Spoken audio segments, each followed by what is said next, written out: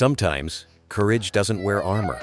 It Hey comes in now, what's tears, all this in the about? trembling voice of a All right, little I'm girl here. who refused to give Don't up on cry. love. On that dusty afternoon, a 5-year-old girl stood before a gang of bikers, her tiny hands shaking, her heart louder than their roaring engines. What happened next would change not only her life, but the hearts of everyone who thought redemption was impossible. And before we go on, allow me to wish you peace and good health. Tell me, from which country and at what time are you watching this story tonight? Autumnville awoke to the soft amber glow of a fall morning. Margot Harper sipped her coffee slowly at the corner table of the Maple Leaf Diner, the steam curling upward like a gentle reminder that life, even in its smallest moments, carried warmth. She watched the leaves tumble across Main Street, feeling a quiet detachment from the town she had once left behind. It was a town that held memories too complex to unravel, memories she had often chosen to ignore. Margot's life had been measured in boardrooms and shareholder reports, success calculated in dollars and quarterly results.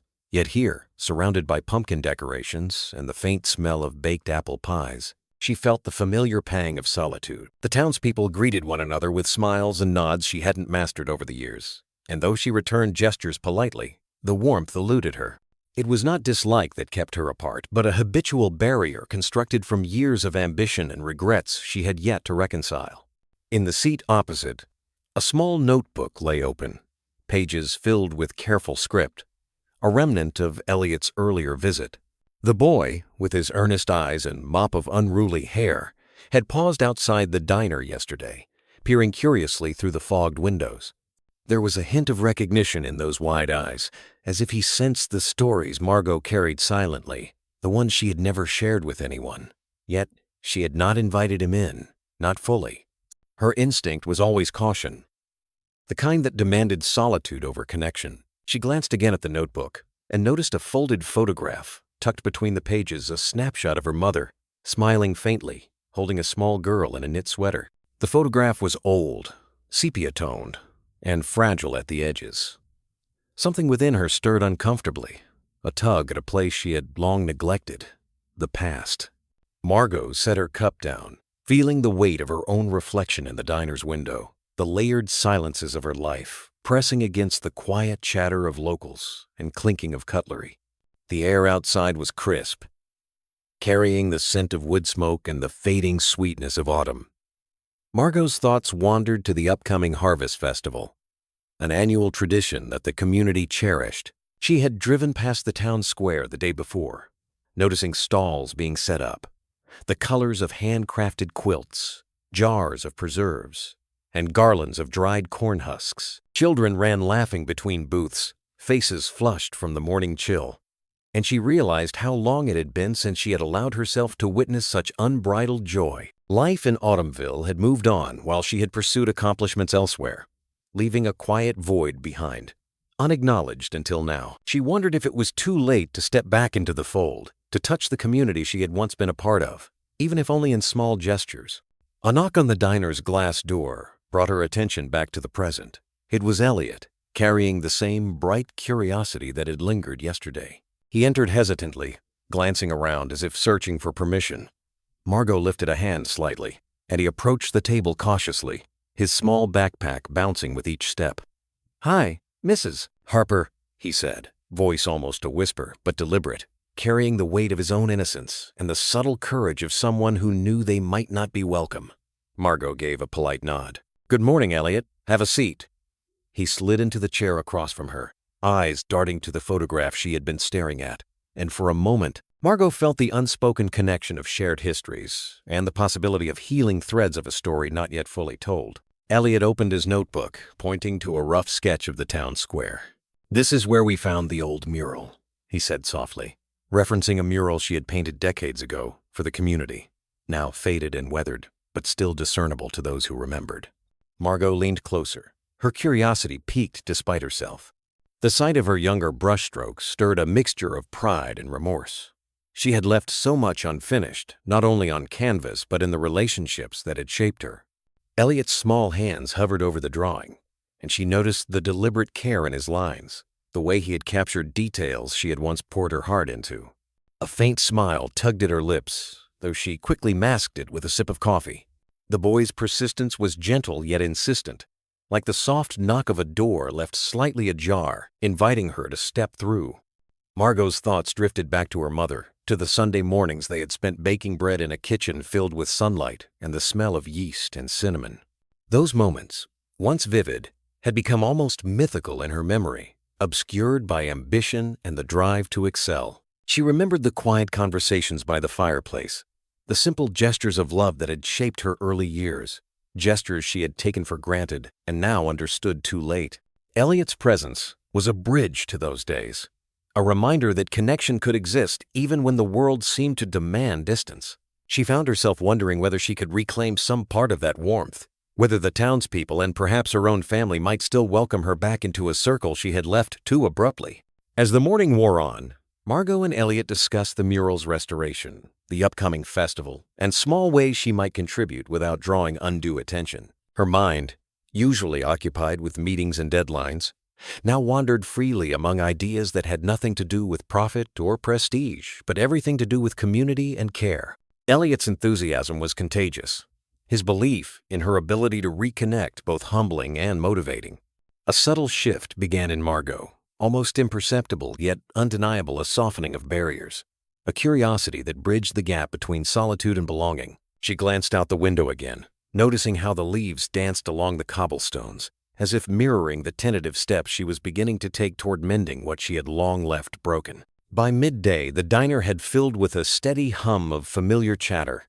The clink of coffee cups and the rustle of newspaper pages created a rhythm that felt oddly comforting to Margot. She noticed faces she vaguely recognized, neighbors she had waved to from the car on her rare visits, now smiling with genuine curiosity.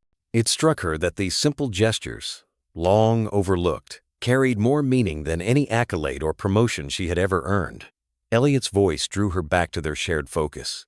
"We could ask Mr. Thompson to lend us some scaffolding," he suggested, pointing to a sketch of the mural that needed careful repair. Margot nodded, appreciating the boy's initiative, and felt a flicker of something she had rarely allowed herself hope. Elliot's presence seemed to soften the edges of her memory, reminding her of days spent with family she had distanced herself from. The boy reminded her, in quiet and patient ways, that reconciliation was not an abstract concept, but an attainable step.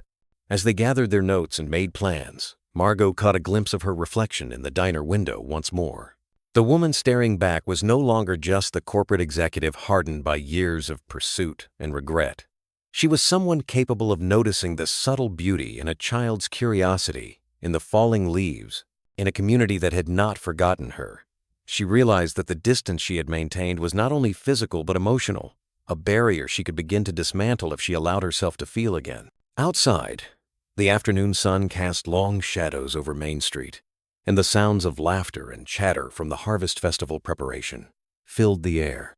Margot took a deep breath, feeling the crispness of the autumn breeze against her cheeks. She thought of her mother, of the stories and lessons once passed down in soft tones, and how easily they had been set aside in her pursuit of success. The photograph Elliot had shown her remained on the table, a silent testament to moments that could no longer be ignored.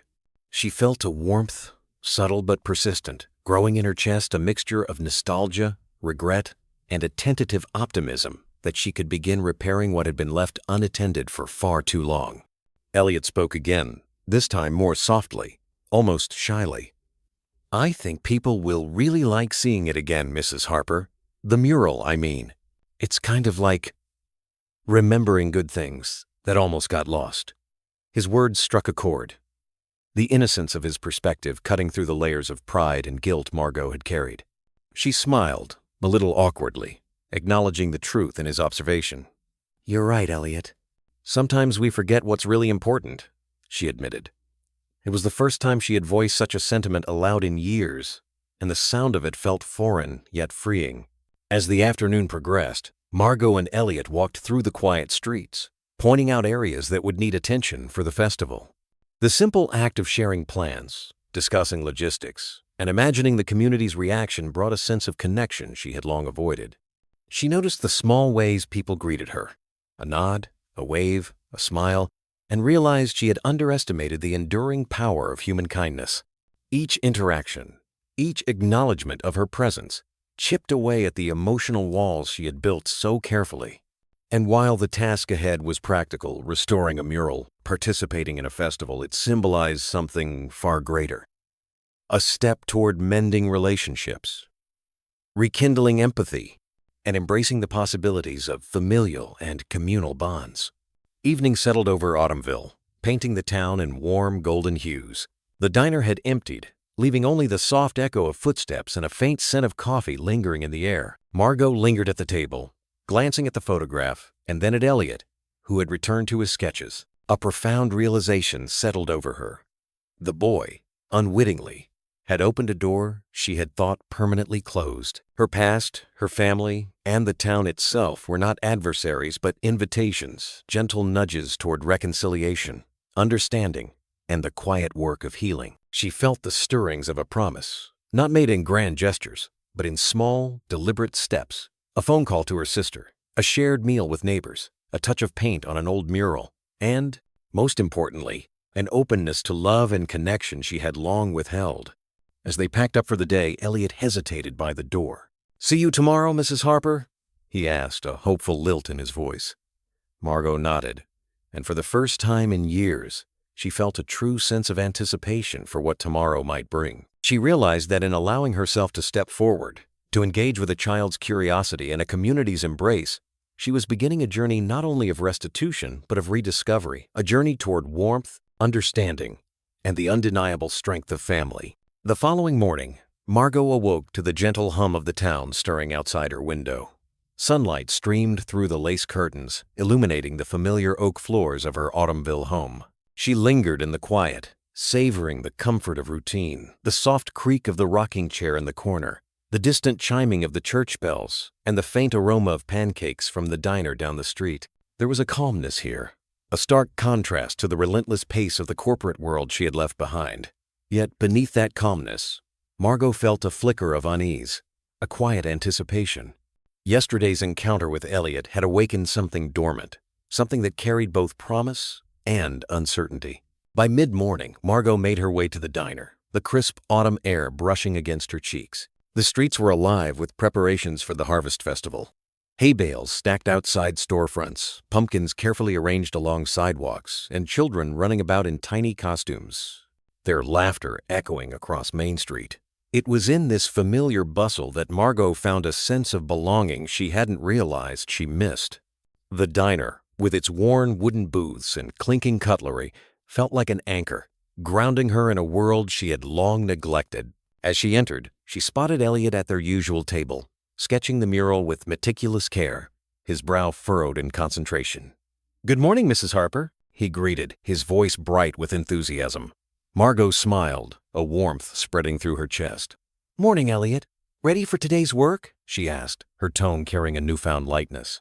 They spent the morning measuring, sketching, and discussing which sections of the mural needed restoration first. Elliot's eyes sparkled with excitement, pointing out areas where colors had faded and suggesting ways to restore them to their former vibrancy. Margot listened, noting how naturally the boy's creativity complemented her own methodical approach. It struck her that collaboration, something she had long avoided, could be not only productive but genuinely rewarding. As they worked, she allowed herself to observe more than just the task at hand, the careful way neighbors waved from their porches, the gentle sway of the autumn leaves, and the comforting rhythm of daily life in a small town.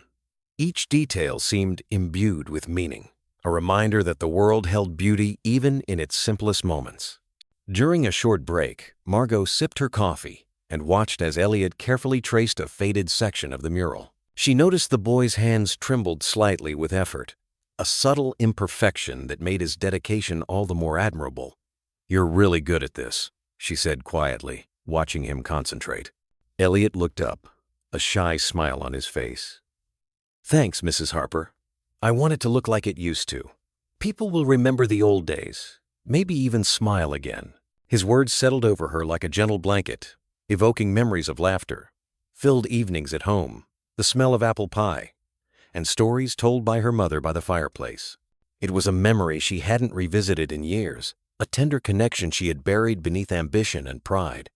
In that moment, Margot realized that restoration wasn't just about paint and canvas, it was about preserving joy, memory, and the subtle threads that held a community together. As the morning waned, A small group of townsfolk approached, curious about their work. Mrs. Callahan, the owner of the bakery, peeked over the scaffold. "It's looking wonderful, Margot. Elliot's sketches are amazing," she said warmly, her eyes twinkling with appreciation.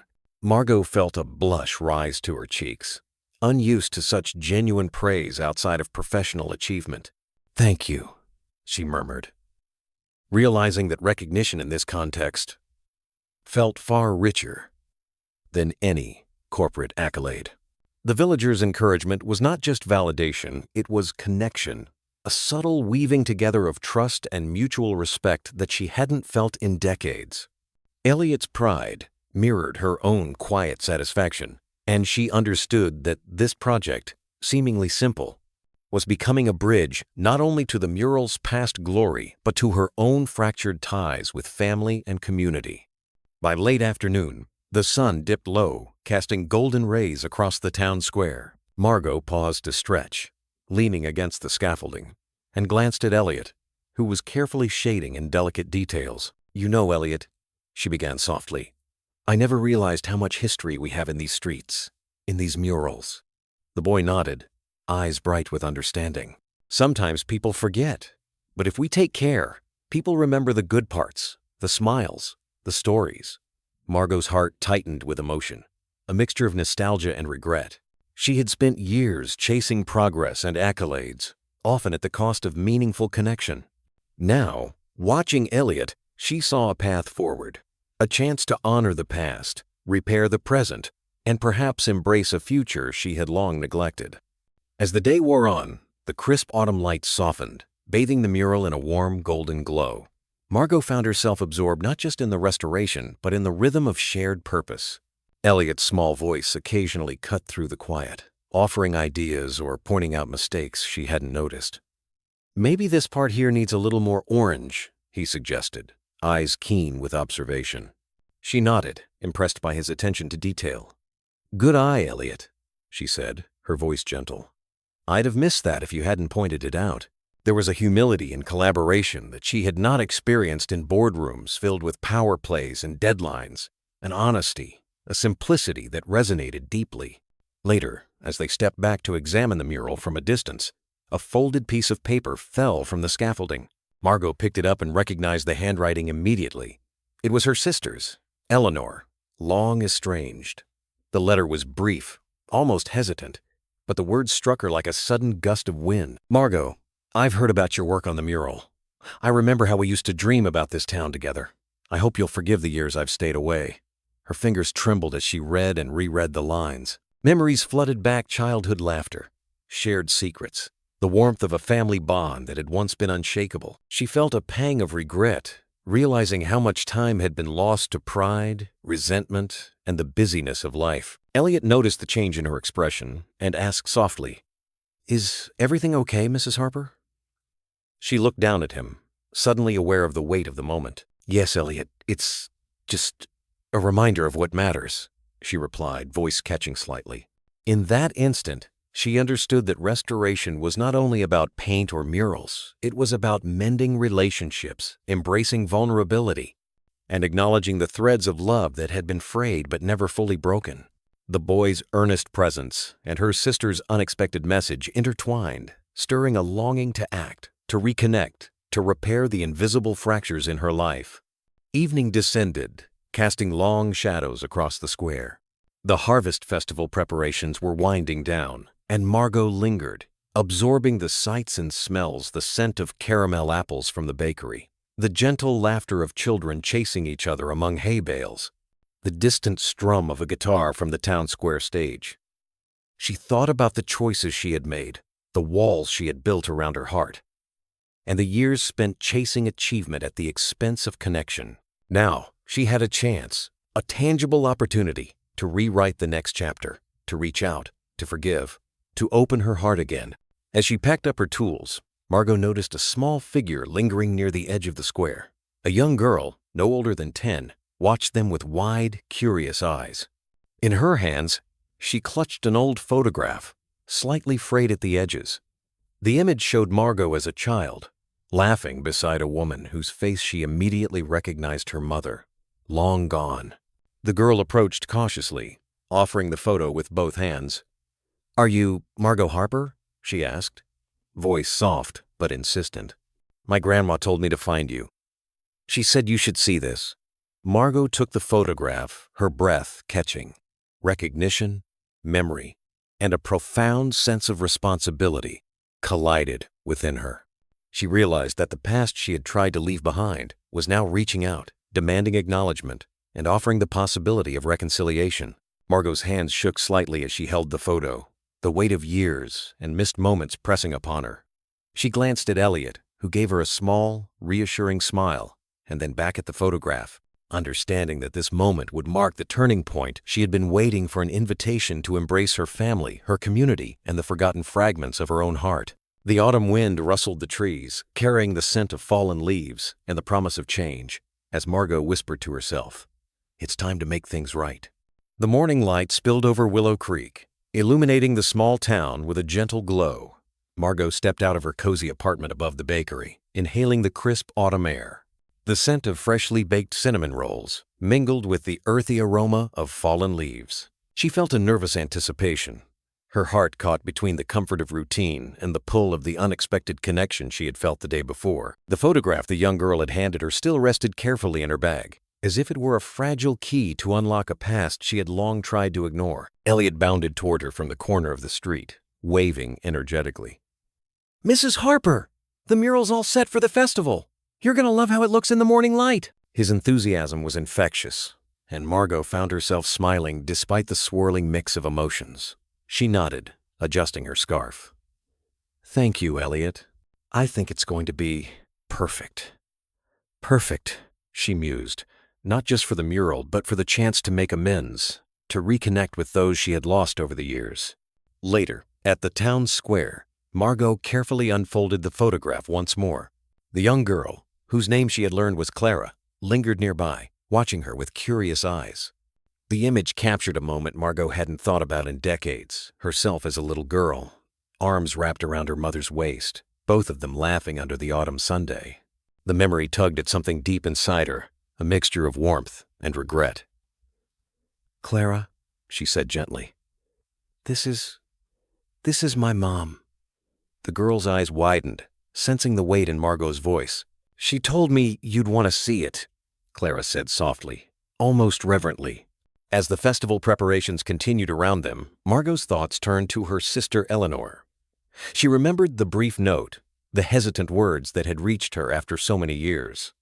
Eleanor had extended a hand across time and distance, offering the possibility of reconciliation. Margot realized that this moment with Clara, with the photograph, with the memory of her mother, was a bridge between past mistakes and a chance to rebuild the bonds that truly mattered. The boy's presence, the girl's innocence, and the lingering echoes of family laughter combined to form a quiet, insistent call to act. Margot wandered through the festival, observing the familiar sights, the red and gold banners fluttering in the breeze, the cheerful chatter of neighbors reconnecting, the aroma of caramel apples and roasted nuts. She felt an unusual calm, a clarity that had eluded her for years amid corporate meetings and personal regrets. She understood, with a sudden sharpness, that life's true measure was not found in accolades or achievements, but in the connections we nurture and the love we share. As the sun began to dip, casting long shadows across the square, Margot spotted a small bench tucked beneath a large oak. She sat, letting the photograph rest on her lap, and allowed herself to be present with the feelings it stirred: loss, longing, hope, and the quiet determination to make things right. Clara approached, holding a small envelope. "My grandma said this is for you," she said, handing it to Margot. The envelope was thick, with handwriting that was immediately familiar. Eleanor's words awaited inside, a next step in the journey Margot had been hesitant to take. The crowd around the square grew lively as the festival music began. Children dancing among hay bales, neighbors sharing stories over steaming mugs of cider. Margot held the envelope tightly, aware that her choices in the coming hours could alter the course of her family's history. She looked at Clara and then at Elliot, whose earnest smile reminded her that small acts, patience, attention, kindness could lead to profound change. With a deep breath, she opened the envelope and began to read. each word resonating with the possibility of forgiveness, understanding, and the long-awaited embrace of family. The letter's words flowed like a gentle stream, carrying both nostalgia and a quiet plea. Eleanor wrote of years lost, of misunderstandings, and of the small town's memories that had tethered them despite distance. She spoke of Margot's mother, recalling the warmth she had brought into their lives and urging Margot to embrace the family they still had, fragile but enduring. Each sentence seemed to reach across time, dissolving the walls Margot had built around her heart. Margot folded the letter slowly, letting the weight of it sink in. She glanced at Clara, who watched her with an expectant expression, as if sensing the significance of the moment. "Do you think she'll forgive me?" Margot whispered, more to herself than to anyone else. Clara tilted her head thoughtfully, the innocence in her eyes carrying wisdom beyond her years. "I think she's waiting for you to try," the girl said softly. The simplicity of the answer struck Margot with profound clarity. Reconciliation required action, courage, and an open heart. The festival buzzed around them, but Margot felt a sense of stillness. She imagined walking into her sister's home, hearing the familiar creak of the front steps, seeing Eleanor's cautious smile.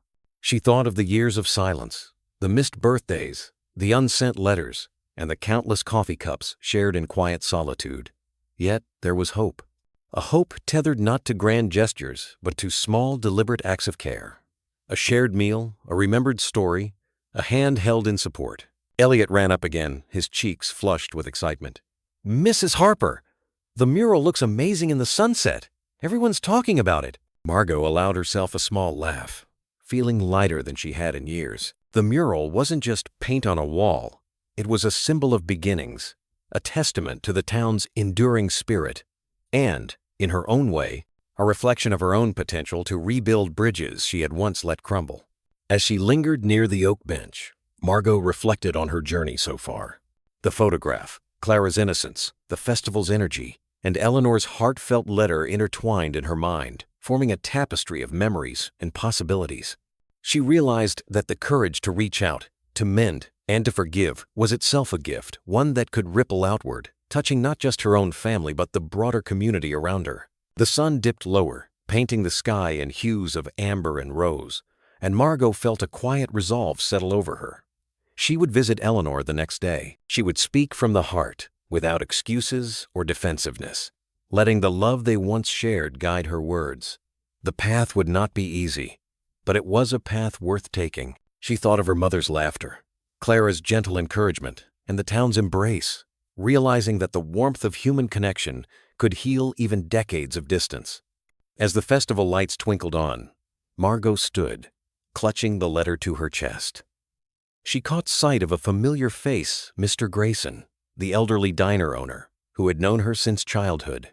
He nodded in silent acknowledgement, and she felt the unspoken approval of a life lived in reflection and service to others. The mural, the letter, the smiles around her, they were all reminders that redemption was possible, that family could be rebuilt, and that the simple acts of love mattered more than any success or failure. She turned toward Clara, smiling gently. "Thank you for bringing this to me," Margot said, her voice steady, yet tender. Clara grinned, sensing that her role in this unfolding story had made a real difference. "Anytime, Mrs. Harper. You're my hero," Margot chuckled softly, feeling the weight of old regrets lift just a little. She tucked the photograph back into her bag, next to the letter, and took Clara's hand as they walked toward the diner where the town's celebration continued, each step a quiet promise to nurture the bonds that truly mattered. The evening settled over Willow Creek, peaceful yet filled with possibility, and Margot knew that tomorrow would bring both challenges and opportunities. But for the first time in many years, she felt ready not just to face them, but to embrace them with love, humility, and an open heart. The morning sun spilled gently across Willow Creek, casting golden light on the cobblestone streets and the cheerful bustle of the small-town market. Margot stepped out of her modest rental, feeling a mix of anticipation and nerves. Today was the day she would visit Eleanor, to bridge years of silence with heartfelt words. She adjusted her scarf, inhaling the crisp autumn air scented faintly with baked apples and pumpkin spice from the nearby bakery. Clara skipped beside her, her small backpack bouncing with each step. "I hope she likes the cookies we made," the girl said eagerly, her eyes wide with the unfiltered optimism that only a child could hold. Margot smiled, ruffling Clara's hair. "I'm sure she will, and I think she's going to love seeing you too."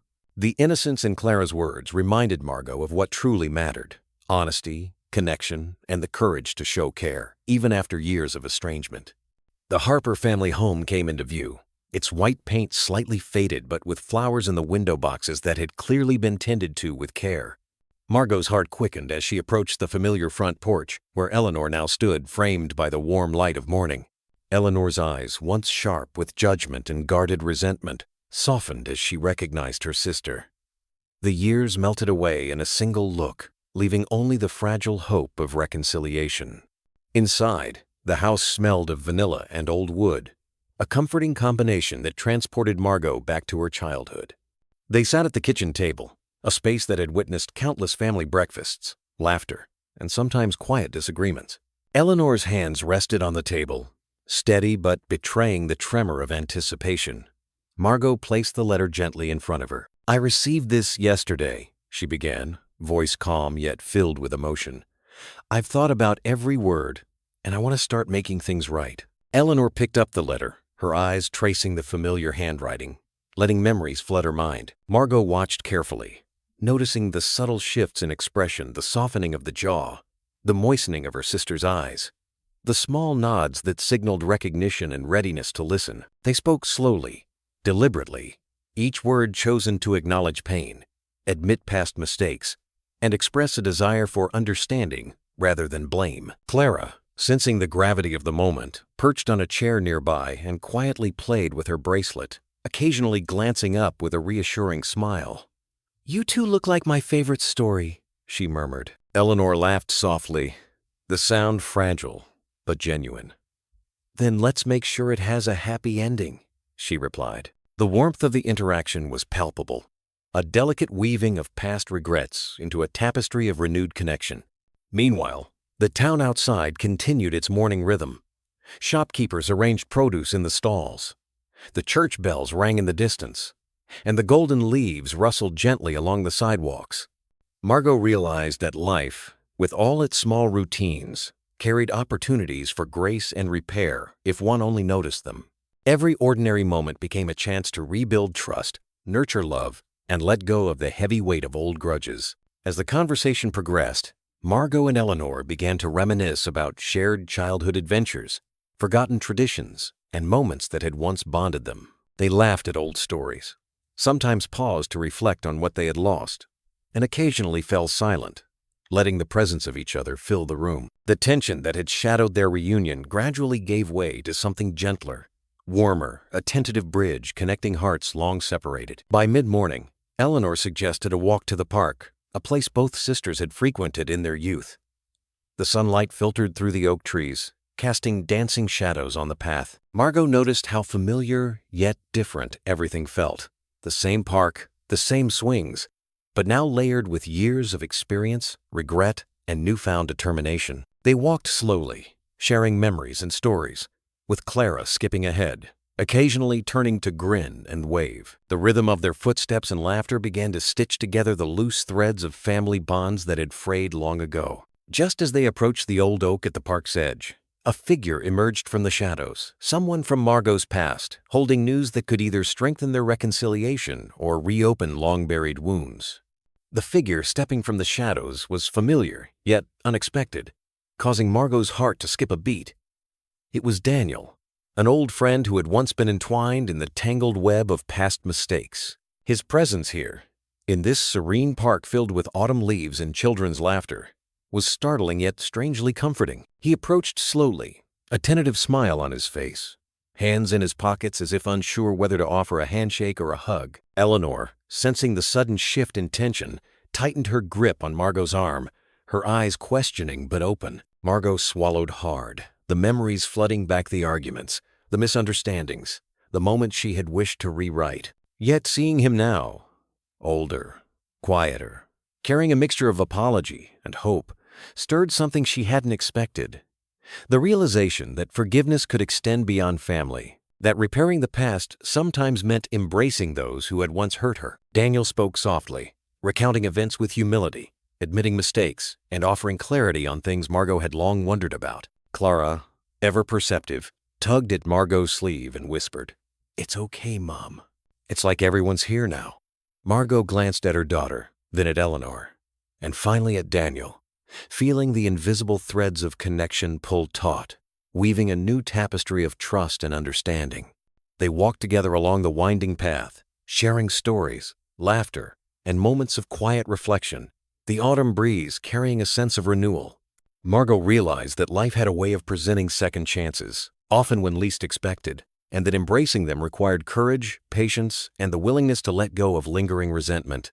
By the time the sun began its descent, painting the sky in warm shades of amber and rose, Margot, Eleanor, Daniel, and Clara found themselves sitting on a bench beneath the old oak, the crisp leaves rustling gently around them. The past had not vanished, but it had been acknowledged, understood, and softened by honesty and care. Margot felt a profound sense of peace, the heaviness that had shadowed her for years, lifting as she recognized that repairing relationships, be they with family or friends, was both possible and deeply rewarding. As the sky darkened into early evening, Margot's phone buzzed with a message from another long-lost relative, someone whose presence could further reshape the healing journey they had just begun, hinting at new challenges, reconciliations, and the continuing, unpredictable flow of life's tapestry. The figure stepping from the shadows was familiar, yet unexpected, causing Margot's heart to skip a beat. It was Daniel, an old friend who had once been entwined in the tangled web of past mistakes. His presence here, in this serene park, filled with autumn leaves and children's laughter, was startling, yet strangely comforting. He approached slowly, a tentative smile on his face, hands in his pockets, as if unsure whether to offer a handshake or a hug. Eleanor, sensing the sudden shift in tension, tightened her grip on Margot's arm, her eyes questioning but open. Margot swallowed hard, the memories flooding back, the arguments, the misunderstandings, the moments she had wished to rewrite. Yet seeing him now, older, quieter, carrying a mixture of apology and hope, stirred something she hadn't expected. The realization that forgiveness could extend beyond family, that repairing the past sometimes meant embracing those who had once hurt her. Daniel spoke softly, recounting events with humility, admitting mistakes, and offering clarity on things Margot had long wondered about. Clara, ever perceptive, tugged at Margot's sleeve and whispered, "It's okay, Mom. It's like everyone's here now." Margot glanced at her daughter, then at Eleanor, and finally at Daniel, feeling the invisible threads of connection pull taut, weaving a new tapestry of trust and understanding. They walked together along the winding path, sharing stories, laughter, and moments of quiet reflection, the autumn breeze carrying a sense of renewal. Margot realized that life had a way of presenting second chances, often when least expected, and that embracing them required courage, patience, and the willingness to let go of lingering resentment. By the time the sun began its descent, painting the sky in warm shades of amber and rose, Margot, Eleanor, Daniel, and Clara found themselves sitting on a bench beneath the old oak, the crisp leaves rustling gently around them. The past had not vanished, but it had been acknowledged, understood, and softened by honesty and care. Margot felt a profound sense of peace, the heaviness that had shadowed her for years, lifting as she recognized that repairing relationships, be they with family or friends, was both possible and deeply rewarding. As the sky darkened into early evening, Margot's phone buzzed with a message from another long-lost relative, someone whose presence could further reshape the healing journey they had just begun, hinting at new challenges, reconciliations, and the continuing, unpredictable flow of life's tapestry. The crisp morning air of Madison, Wisconsin carried the scent of fallen leaves and fresh coffee from the corner diner, where the familiar hum of conversation mingled with clinking mugs. Margot walked slowly along the main street, her coat wrapped snugly against the chill, each step stirring memories of simpler times and reminding her of the fragile connections she had been rebuilding. Clara skipped ahead, waving at neighbors who greeted her with warm smiles, a small but tangible thread linking the past to the present. Eleanor trailed behind, her eyes scanning the faces of passers-by with that cautious blend of curiosity and hesitation, always alert to the world, yet quietly yearning for trust. Inside the diner, the aroma of cinnamon rolls and brewing coffee seemed to hold a promise of comfort, the kind that only familiarity could offer. Margot found a corner booth, the leather seat worn but welcoming, and glanced at the framed photographs of Madison's annual Harvest Festival lining the walls, each image capturing moments of joy, community, and enduring tradition. She sipped her coffee slowly, letting the warmth seep in, and thought of Daniel and the conversations from the park, how honesty had begun to untangle the knots of old wounds. The door jingled, and in walked someone unexpected. Reverend Jameson, a figure tied to both past regrets and present opportunities for reconciliation. His eyes held the gravity of experience and the gentle warmth of someone who had witnessed too much pain yet still believed in human goodness. He approached Margot's booth with deliberate steps, tipping his hat politely, and sat across from her without waiting for an invitation. "I hear there's been some mending going on," he began, voice steady, carrying that calm authority that seemed to diffuse tension naturally. Margot nodded, choosing her words carefully, aware that each conversation was a delicate thread in the larger tapestry of healing. They spoke quietly, sharing recollections of decisions made and paths crossed, of the consequences left in their wake, and of the subtle ways lives intertwined despite distance, misunderstandings, and time. Clara doodled quietly on a napkin, Eleanor leaning close, listening, her small hand resting against Margot's. Outside, the town bustled with life. The annual festival preparations underway. Children chasing each other past stalls. Volunteers hanging decorations. The scent of apple cider and baked treats promising a day of community joy. Margot felt a sense of anticipation, realizing that the festival could serve as a bridge, a gathering point where old ties might be acknowledged and new beginnings quietly celebrated. The conversation with Reverend Jameson deepened, touching on past choices and the ripples they had caused. Margot felt a familiar tightness in her chest, the ghost of guilt resurfacing. But she also noticed a growing resilience, the courage to face the mistakes that once seemed insurmountable. Eleanor leaned against her side, murmuring something about helping set up a booth for the kids' crafts, and Margot smiled, grateful for the simple, grounding presence of her family. She realized that the path forward was not about erasing the past, but about embracing it with compassion, recognizing the lessons it carried, and allowing herself the grace to rebuild connections, both fragile and strong. As the morning light shifted, casting long, golden shadows across the diner floor, Margot sensed that the day held more than chores and festival preparations. It held opportunities for understanding, moments that could transform hesitation into hope, and the quiet, persistent promise of forgiveness waiting just beyond the threshold of action. By late afternoon, the town square was alive with the cheerful chaos of the Harvest Festival. Booths lined the streets, filled with handmade crafts, fresh apple pies, and local produce. Margot guided Eleanor and Clara through the crowd, savoring the warm smiles and nods from neighbors who had known her family for decades. Each interaction reminded her that despite past mistakes, community and connection could still flourish when nurtured with sincerity. They paused at a photo booth, the old wooden frame adorned with autumn leaves, where children laughed while posing with pumpkins, their joy pure and untainted. Margot's gaze lingered on Eleanor, capturing the innocence and trust in her eyes, realizing how fragile yet resilient young hearts could be, and how much responsibility rested in those who had once faltered.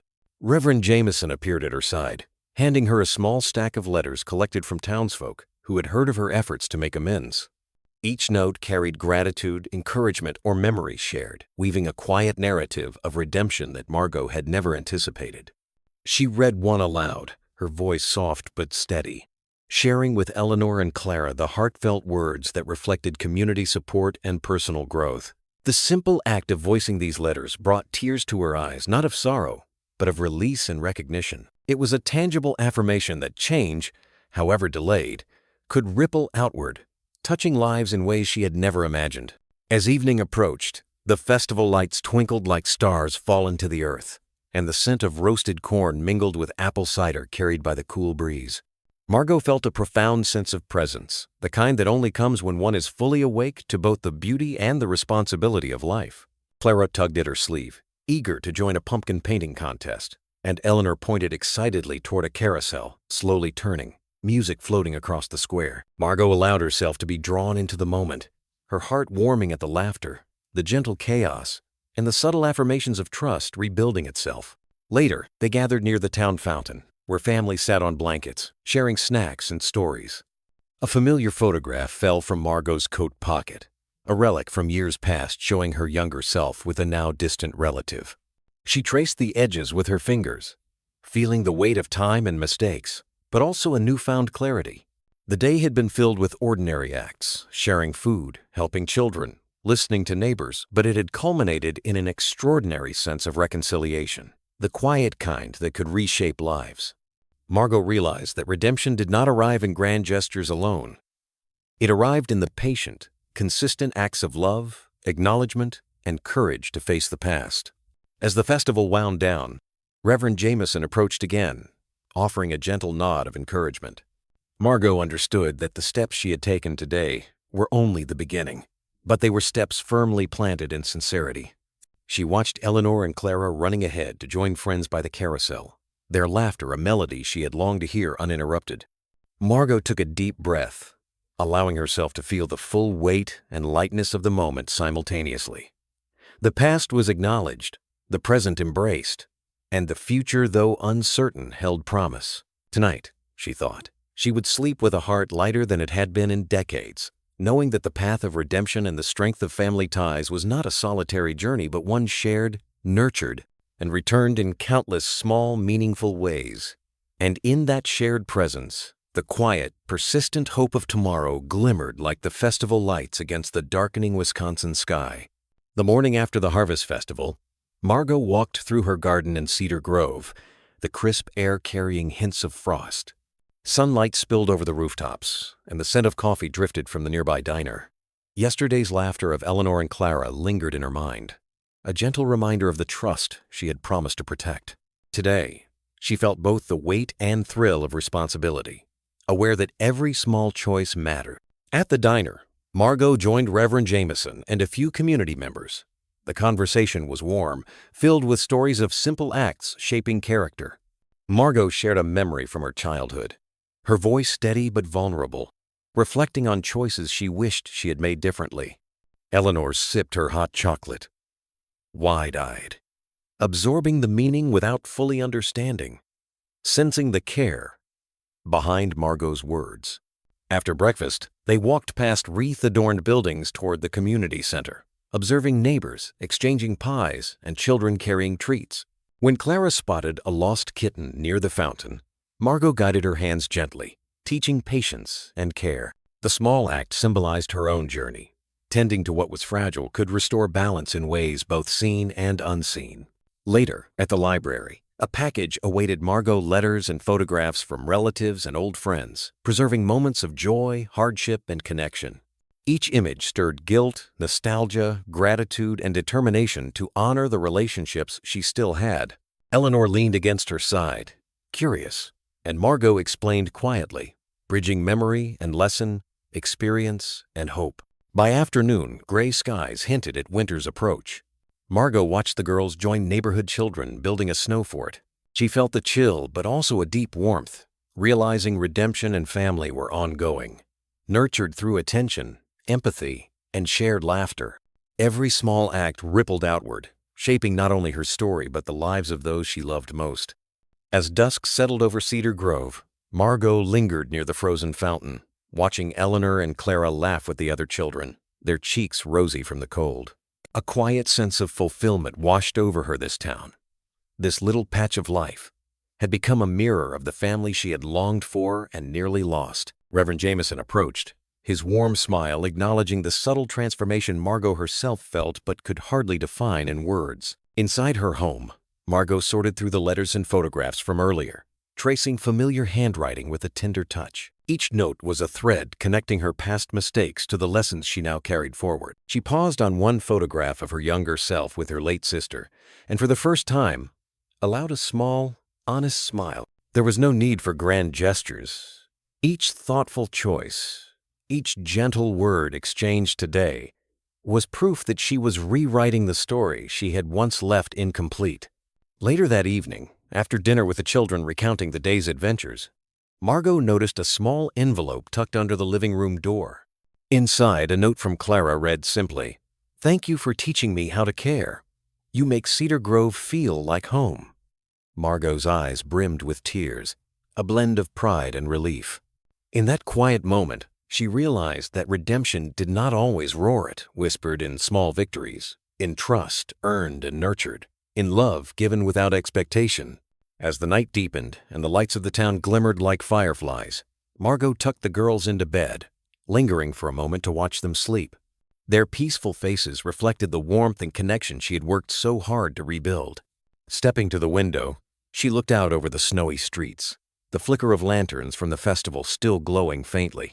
The sense of loneliness that had haunted her for decades was softened now, replaced by purpose, by the gentle knowledge that her family chosen and found was right there before her. The wind whispered through the bare branches, carrying a quiet promise.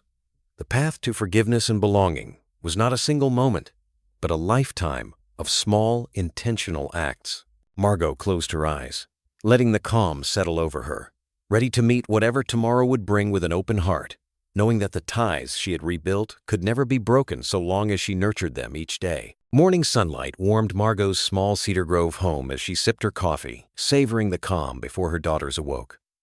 Today was the town's Harvest Festival, and she felt a mix of excitement and nervousness. Clara and Eleanor ran to her, cheeks flushed and eyes bright. "Mom, look at the pumpkins!" Clara shouted. Margot knelt, ruffling their hair, feeling a warmth she hadn't known in years. At the festival, neighbors greeted each other, music and laughter filling the air. Margot arranged her booth of hand-painted jars and candles, proud of the small effort that connected her to the community. Eleanor tugged her sleeve. "Mom, come see the pie contest." Margot guided the girls through the crowd, noticing familiar faces and realizing how much trust and friendship she had built. A young boy lingered near her booth, clutching a sketchbook. Margot knelt. "Hey there, what have you got?" he whispered, showing sketches of her home in the town square. Her chest tightened. This innocence reminded her of the connections she had once avoided. As the day went on, Margot laughed with her daughters, shared small joys with neighbors, and witnessed the subtle but profound power of being present. The festival's golden light shifted to evening, casting a gentle glow on the town fountain. Margot held the boy's sketchbook, feeling the quiet strength of belonging and the importance of nurturing family and community. Realizing that love and trust grew in everyday moments. The evening breeze carried the scent of autumn leaves and caramel apples as Margot guided Clara and Eleanor back to the main square. The festival lights twinkled above, and laughter echoed from every corner. She paused near the fountain, watching her daughters chase each other, their giggles mingling with the soft music from the bandstand.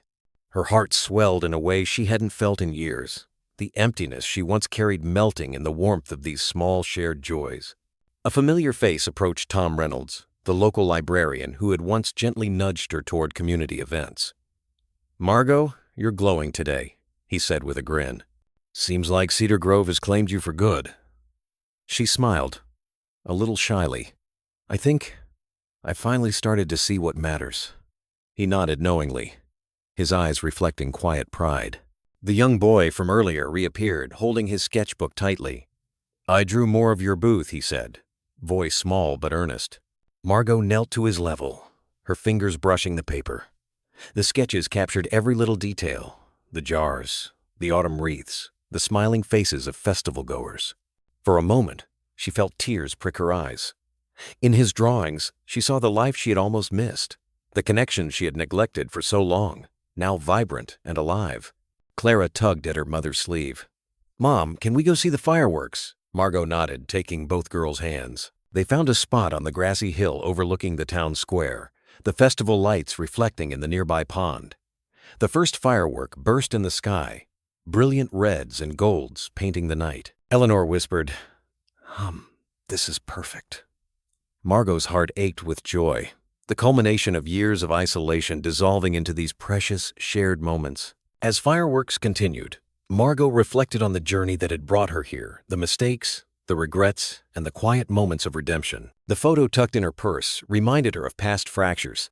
But tonight, the laughter of her daughters and the warmth of the town illuminated a new path. She realized that reconciliation and love weren't grand gestures, but woven into the daily acts of care, trust, and presence. The boy approached once more, shyly extending his hand. Margot took it, feeling the invisible thread of connection, the reminder that small acts of kindness created ripples that shaped lives. She knew now that family wasn't just those tied by blood, it was the community she embraced, the friends she trusted, and the daughters she held close. As the final firework exploded, painting the sky in shimmering colors, Margot hugged Clara and Eleanor tightly.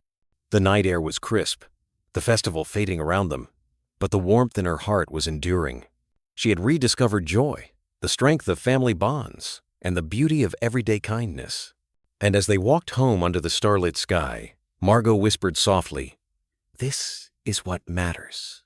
This is where we belong."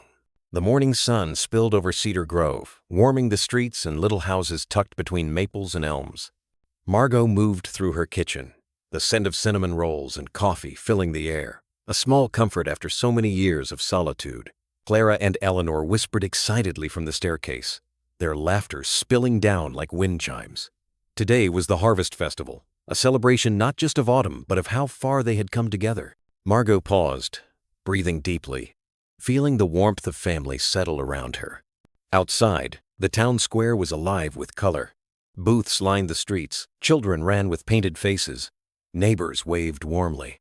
Margot held her daughter's hands as they navigated the crowd, feeling the steady rhythm of their hearts against hers. A young boy approached with a small package, a sketch of the festival. The girls laughing under lights. Margot's eyes stung. This simple act reminded her of the power of small kindnesses and genuine connection. They wandered from booth to booth, sampling cider and honey-roasted nuts. Eleanor pointed at a weaving demonstration, while Clara ran to watch a puppet show, excitement lighting their faces. Margot watched, remembering the years she had kept herself distant, the coldness she had carried. The town's quiet acts of care, neighbors helping neighbors, showed her that connection could be found in everyday gestures. At the center of the square, a small ceremony began. Margot and the girls stood at the front. She was asked to speak, sharing her journey of mistakes, lessons, and reconciliation. Her voice carried warmth into the crisp air. Faces nodded, eyes glistened, and Margot felt the shared understanding, realizing that her story could inspire others to cherish family and forgive past mistakes. After the speech, they walked to the pond for a lantern release. Margot helped the girls light their lanterns, watching them drift and reflect in the water. She let thoughts of past regrets drift away with the flames, feeling a sense of redemption. Walking home, Eleanor asked softly, "Mom, can we do this every year?" Margot smiled. Every year, together. At home, the girls sipped hot chocolate and recounted the day's joys. Margot reflected quietly on her journey from isolation to warmth, from regret to reconciliation.